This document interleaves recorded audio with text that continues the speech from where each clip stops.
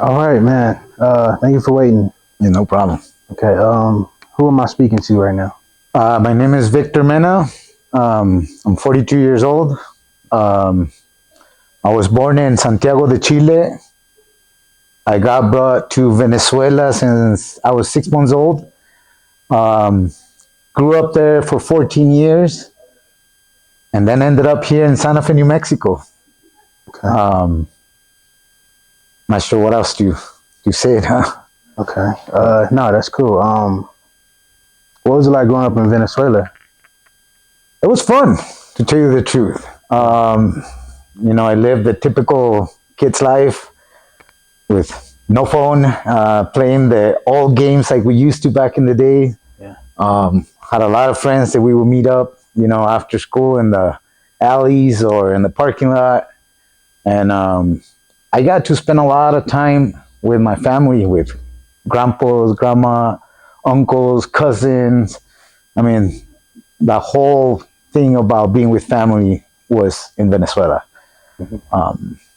I really, really liked it there. I think that's what brought me the closest to be a family man. Okay. Cool. And how old were you when you moved here? I was 14 years old, almost turning 15 when I first got here. Why'd your parents move here?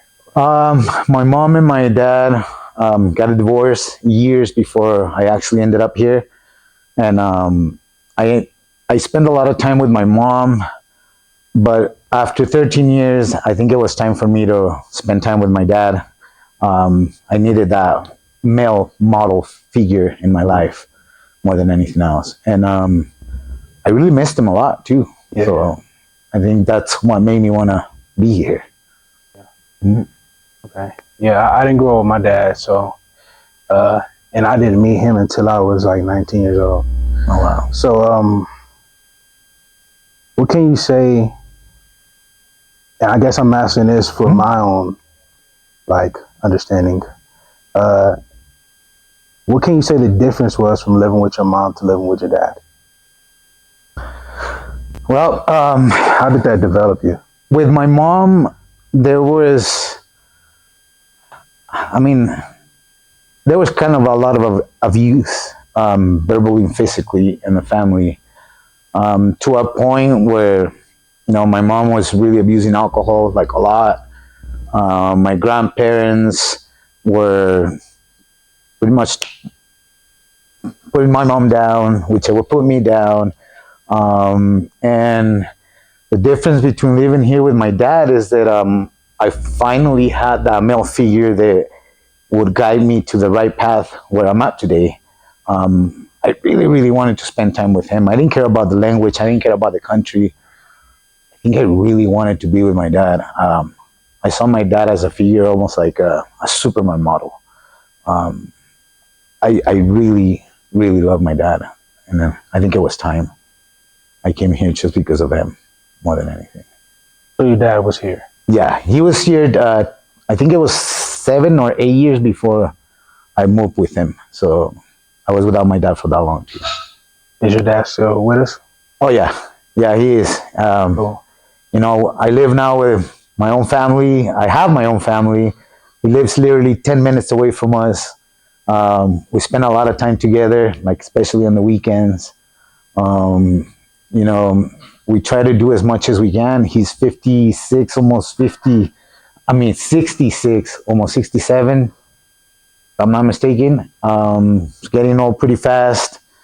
And we're noticing that we don't have that much summers with him anymore. So we're trying to make every day count with him. Why is that? It's just that he's already past a certain level in his life where he has less life than what he thinks. I don't know. We're just all getting old, and he's already on that point where he wants to spend a lot more time with us. Before within the last couple of years, he had his own family. He was spending a lot of time with them, and things kind of shifted in the last year and a half, where we've been spending a lot of time with him too. So it's something that he needed and I needed, and I don't know. So does my kids too. they really want to spend time with their grandpa. Yeah. Mhm. Yeah, grandparents are important, man. I wish yeah. I would have spent time with my grandpa before he went away. Yeah. But he lived in Louisiana. I live in Oh, Texas, so, you know, I get it, man. You gotta take advantage of the time yes. you have now. So, how did, like, if you don't mind me asking, Mhm. growing up in an abusive household, how did you cope with that? How did you, like, manage? Well, when I was little in Venezuela, I don't remember how old I was back then when I took karate for the first time, and it was something that actually kept my mind busy. Um, my friends were the ones that was always, picking me up from the house after I would get my ass beat. Um, and I don't know. I think I learned to grow up with the abuse, and I thought it was normal. I didn't think anything different of it. My friends that I had as neighbors, their parents would beat the crap out of them all the time too, just for the simple fact of staying out too late. Mm. And too late was like staying out until 9, 10 o'clock at night. Or for just, the smallest thing, I guess. And I I wanted a way out. And I think that's another reason too why I wanted to spend time with my dad. My dad never lifted a hand on me. He was really verbal, really understanding. He was never that type of man that would abuse his kids Mm. or his wife or anybody around him. He was really, really well educated. Um, he knows how to speak really well too. So I'm still learning a lot from him. Yeah. Cool. So, how did you get to martial arts? Well, when I first got here, the UFC wasn't as big, but I started learning from it little by little.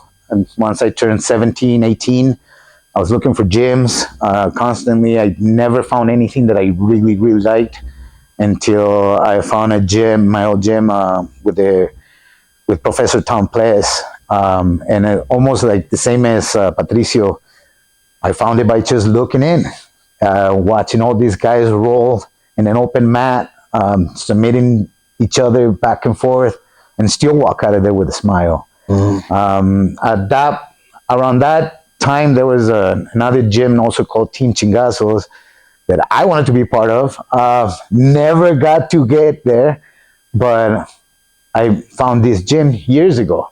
Did one free trial, then went somewhere else, then went back. Actually, went to the gym, the Gracie, where I met, my coach Aaron, and I saw how much of a fighter he was. He was kicking those bags, pads. He was under Professor Tom Ples too, which was a huge thing. And little by little, I wanted to be a fighter too. At first I was doing jujitsu just because I wanted to learn something as a self-defense. Um, I wanted to see how many people I would actually could tap. But the first couple classes, I got humbled really quick. Yeah. You're talking about getting tapped out 30 times within 3 minutes. That makes a big difference. And like I was saying, then little by little, just seeing my friend Aaron get ready for fights, the way he was hitting those pads, I kind of wanted to follow the same path. I was like, I want to do that. And, I did kickboxing cardio, I did the jiu-jitsu, Muay Thai, a little bit of boxing, a little bit of capoeira, nothing too crazy. I did it only for like a couple months, but I really loved the jiu-jitsu and I really loved Thai boxing. And I came into this gym because I was actually bringing a friend that wanted to practice, but wasn't getting along with other people in the other gym. And as soon as I got here, I stayed. I felt really comfortable with this gym. Um, Crew, Aaron and Natalie were the ones that gave me my first fight, Mm. and they were the ones in my corner on my first fight too, which is it was wonderful. It was a wonderful experience, and that just got me hungry to want more. Right. I really wanted to keep fighting. I really wanted to keep doing it. But again, life got in the way. I had to work, to pay the bills. I had two beautiful kids. I have a beautiful wife. And after so many years, I didn't really wanted to become a UFC fighter. I just wanted to learn how to take care of myself. Exactly. Pretty much. And the more I would learn, the less I really wanted to fight in the streets. I already saw that as a chance to not hurt anybody or get hurt.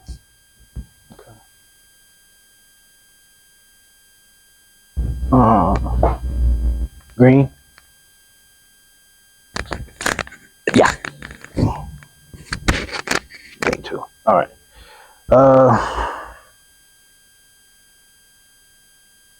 Not all fighters are in the ring. What does that say to you? How does that hit you? Well, that kind of hits pretty hard because I do understand that part that not all fighters are in the ring. There's a lot of people fighting mental health. A lot of young guys, older guys, and I was part of that too, where you always were depressed. You were always thinking things that we shouldn't be thinking.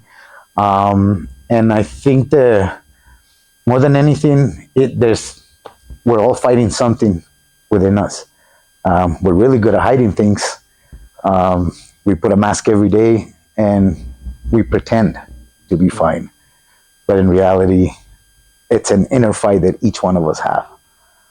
And I can see it through a lot of my friends through the gym, my friends at work, people that I meet for a couple of days and never seen them again. I lost a couple friends to suicide, and that really hit rock bottom. Definitely the gym makes a big difference, though.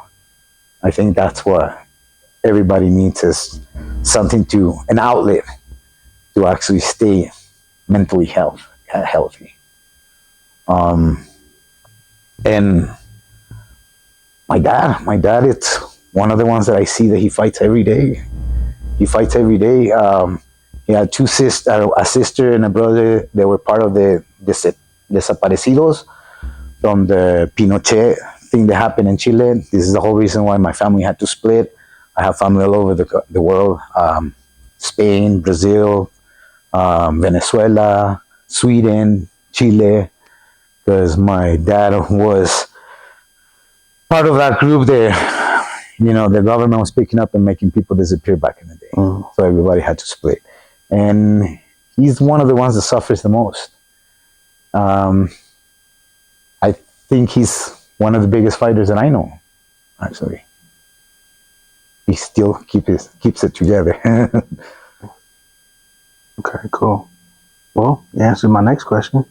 All right. So I want to touch on this. Mm-hmm.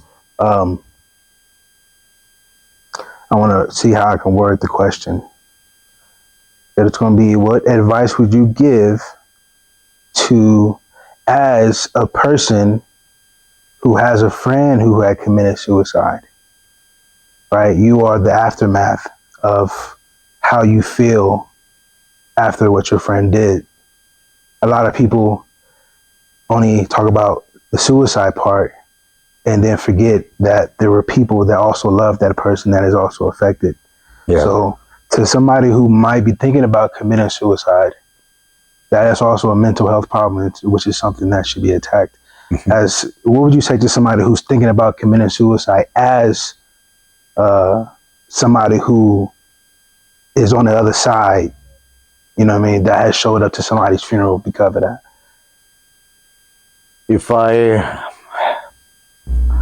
What would I say to those people? Yeah, because I'm gonna elaborate more on that, because to tell them not to do it is like whatever. You feel me? Because I'm pretty sure that happens a lot. Mm-hmm. People are always encouraging, hey, don't do this, it'd be okay.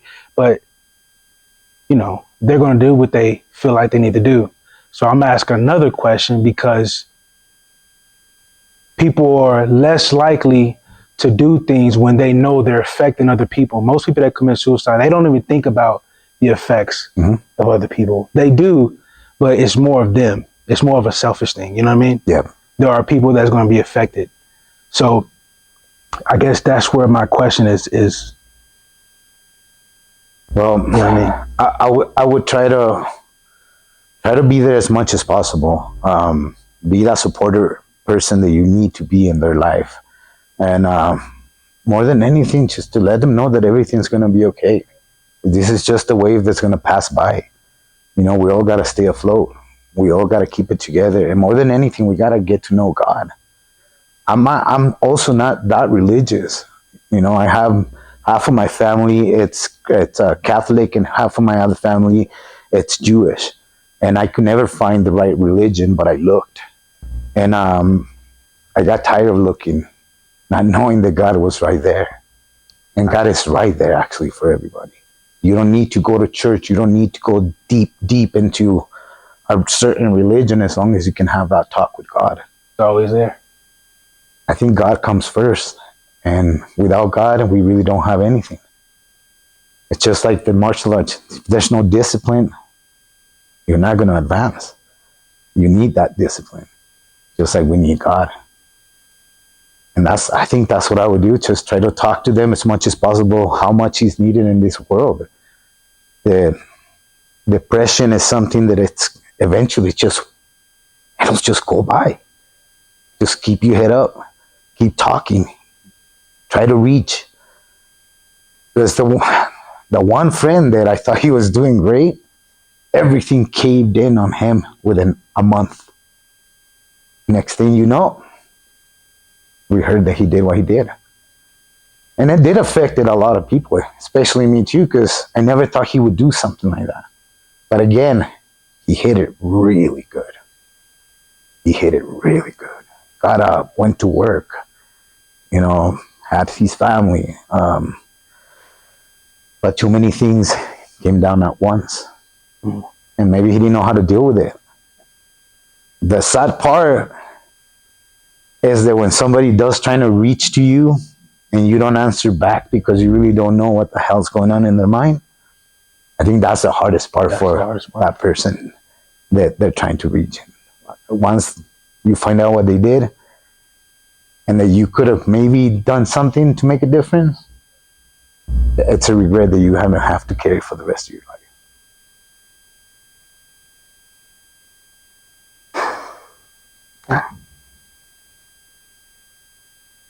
Okay. Sorry, man, I didn't mean to take this like too deep. But nah, it's cool, bro. Yeah. Thank you, man. I appreciate that. Any shout outs? Man, my family, my dad, my two boys, my coaches, my teammates, they're the ones that make all this happen. They're the whole reason why we're still here, right? I think this is our second family. This is our spot. And without them, who knows where we would be. You know, I known Aaron for 14 years already. And we're still having fun. You know, he became a family man. He's enjoying that part now to the top. And then, yeah, shout out to my guy here, his wife, Natalie. You know, like I said, all my teammates, my boys, my son. He's also the best thing that, you know, can happen to a family guy. I think it's your kids. So shout out to them. Okay. Cool. All right. Thank you. Thank you. Appreciate it, bro. Sorry, I was really